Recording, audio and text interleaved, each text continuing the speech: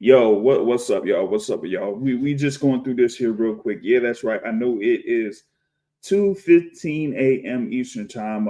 Pretty much got back in, got settled in, or whatever it is. I was able to, catch last parts or whatever happened there between Terrence Crawford and Israel Madrimov. As many of y'all know, Terrence Crawford is a world champion in the fourth weight class, getting a unanimous decision win over Israel Madrimov with one score of 116, 112, and two scores of 115, 113. So that means one judge had it 8 rounds to 4 in favor of Terrence Crawford. Two judges had it 7 rounds to 5 in favor of Terrence Crawford for him to be the WBA Super Welterweight champion and the WBO interim Super Welterweight champion. You know what? I think that a number of people kind of like said, like, you know what? I kind of like expected something where Crawford would be able to make the proper adjustments and be able to get a stoppage win over Israel Madrimov here in this particular fight. But Madrimov looks like he was able to give Crawford a whole bunch of problems there. What was it like early in the fight? Definitely gave him different looks. Was able to score, a few times there with the right hand on Terrence Crawford. Terrence Crawford fought in a southpaw stance for pretty much the whole fight. Kind of, you've seen him there in like round one where he was like orthodox, and then he switched to southpaw and stuck with southpaw the entire fight. I think on the side of Madrimov, just his lack of aggression there for the majority of those rounds ended up being the downfall for Israel Madrimov. Otherwise, you might have had a little bit more success there against Terrence Crawford. Terrence Crawford, pretty much like went in there with a counterpunching mentality. That's usually how it goes. He, measures, spacing between him and his opponent.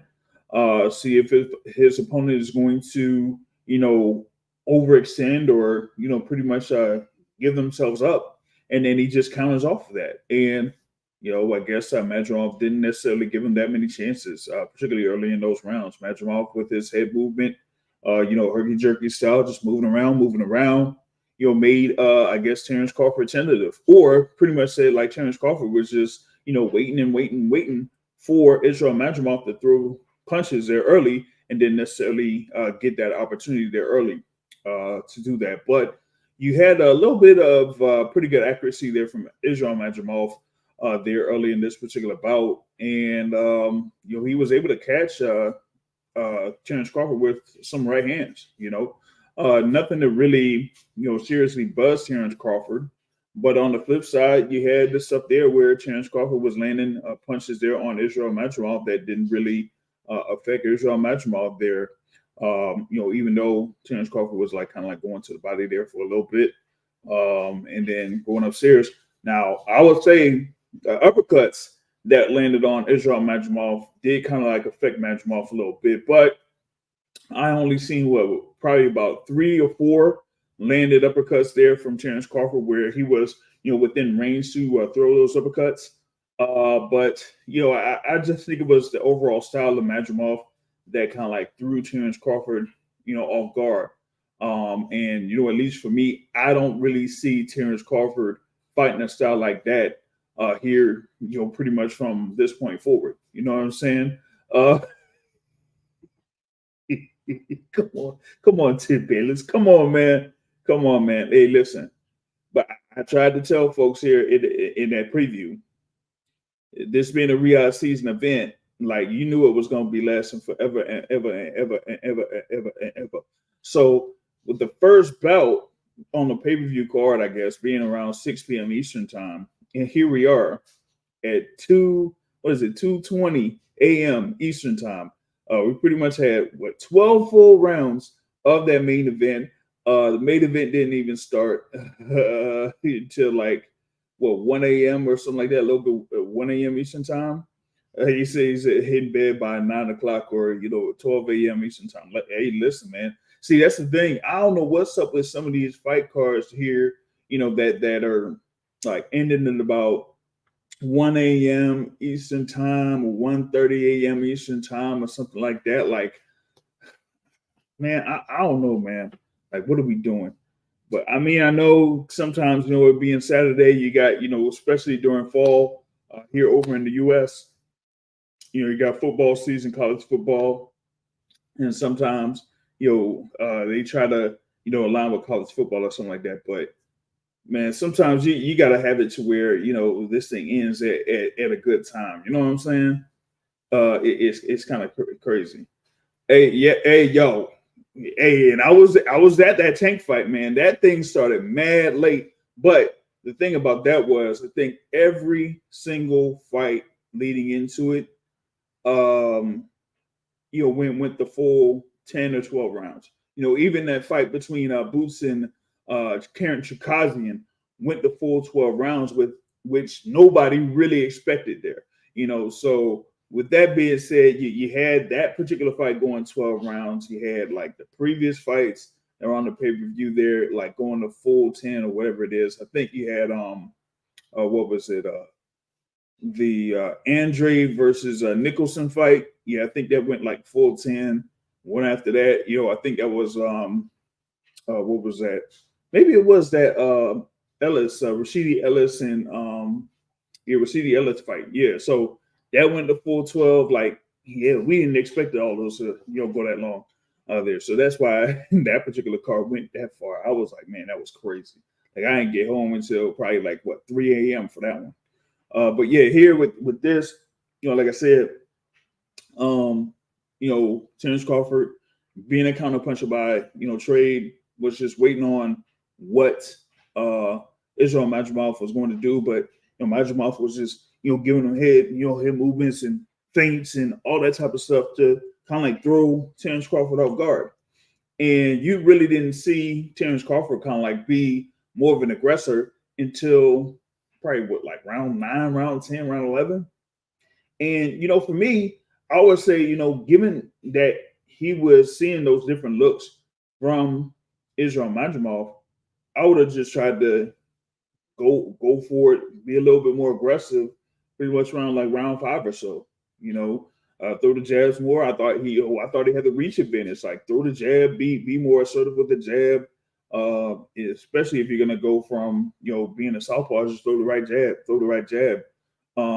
Give him something to think about. Basically, give him something to think about, because he was just moving around, and you're not really doing that much. So once he gets within range or so, then maybe he could throw that lead right. You know what I'm saying? Or, throw whatever the lead hand is there for Israel Madrimov.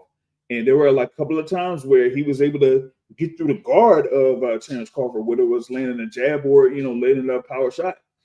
So you kind of had some successes there from Israel Madrimov over the course of this fight, but it was just not enough for him to get the majority of the rounds here in this particular bout. I would like to see the overall scorecards, particularly from the two judges that scored at 7 rounds to 5 in favor of Terrence Crawford, because I would like to see what they had for the last round, for the 12th round. I think that Terrence Crawford, likely won the 11th round. And then you pretty much got to see like, how it was for the 12th round, you know what I'm saying? Because there would have been like, I'd say 5 rounds to 5, probably 5 rounds to 5 going into round 11 for two of those judges' scorecards. That's probably what it could have been there for this one. So pretty good fight, good strategic fight there between these two combatants. There where ends up Terrence Crawford getting the unanimous decision win, and like I said, he is the WBA Super Welterweight champion. He is the WBO interim Super Welterweight champion, and he most likely will be ranked number 1 in the WBC rankings as well. So props to Terrence Crawford. He's now 41. That was like the first bout that he's had that went full 12 for some time. I think it was about 8 fights or so, or whatever it is. So, props to him. He was able to make those, I guess, the things that he needed to do there for him to, overall get the win. You know what I'm saying? They said, whose idea was it to induct Turkey Al-Sheikh in the Nevada Boxing Hall of Fame? But he's in the Nevada Boxing Hall of Fame. What? Oh, you got to be, oh, come on, man. Come on, man. What are we doing? Like, He just had like this one event that's here in the U.S. and you mean to tell me that he's in the Nevada Boxing Hall of Fame? He ain't even had nothing in Nevada yet. He ain't had nothing in Nevada yet. And you tell me he's in the Nevada Boxing Hall of Fame? Come on, man. You got to be kidding. Got to be kidding. Oh, my goodness. But, okay. But, yeah, back to the whole thing there. Like I said, Terrence Crawford, like we would like to see what happens here next for him. Like I said before, I was trying to get a hold of Samson Lukowicz, who's a promoter there for Sebastian Fundora. And he is currently the WBC and WBO super welterweight champion. But I did mention the WBC champion in recess, Jermell Charlo, said that he's coming back in 154.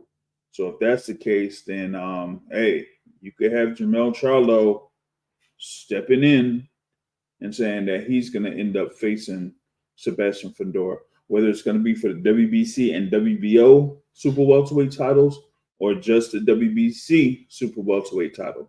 You pretty much could have that. And yeah, I wouldn't be surprised if that ends up being the case. This whole thing with I mentioned before with Errol Spence and potentially fighting Sebastian Fundora. Yeah, I don't necessarily think that that's going to be much of a case there for that, at least right now. I just don't see it. So yeah, you probably should be on the lookout for Jermell Charlo versus Sebastian Fundora for, at the very least, the WBC Super Welterweight Championship. But we'll see what happens, here over the next week or so, as if you're going to have, Sebastian Fundora alongside his promoter, Samson Lukowicz, start negotiations with fight between him and Terrence Crawford, or if he's going to go the route of facing Jermell Charlo, which I wouldn't mind necessarily one bit. But that's, pretty much the thing there that I had there really quick there. It's just going live here on YouTube. And I'm on Rumble. Yes, on Rumble as well. So, shout out for all of those that are, still up here. It's about 2:30 a.m. Eastern time. Pretty much gonna, have more on the full card that happened over at BMO Stadium. That'll be part of the Boston Source podcast that will be scheduled for 7:30 p.m. Eastern time here today. So that is another 17 hours. Yeah, pretty much another 17 hours from now, something like that. So y'all be sure to tune in with that. But once again, you got Terrence Crawford being able to get the unanimous decision win over Israel Madrimov. Props to Madrimov. That was like his 12th pro fight. He was like a 10-0-1 going into this bout. Was a pretty sizable underdog there going into this side. It said, Crawford was like minus 750, and Madrimov was around like plus 500 or plus 550 for this particular bout. But he made a good account of himself in this, and this one was probably Crawford's like toughest bout here that he's had, in a pretty good while. But Crawford made those proper adjustments, but it also, brings into account like how Crawford would be able to deal with, other power punches there or whatever it is at 154 pounds. So I'll pretty much expound on that on the Boston Source podcast. Y'all be sure to check that out here. That's coming up live 7:30 p.m. Eastern time. But with that being said, hey, that's it for me, at least for now. Like I said, it's 2:30 in the morning, man. I shouldn't. I mean, goodness, it is what it is with that, man. But y'all be sure to check out the content here on the Boston Source, at least from the Boston Source YouTube channel, and for those on Rumble, just be able to go through the live podcast that I pretty much got up here so far on Rumble. And I will catch y'all later on. All right. Until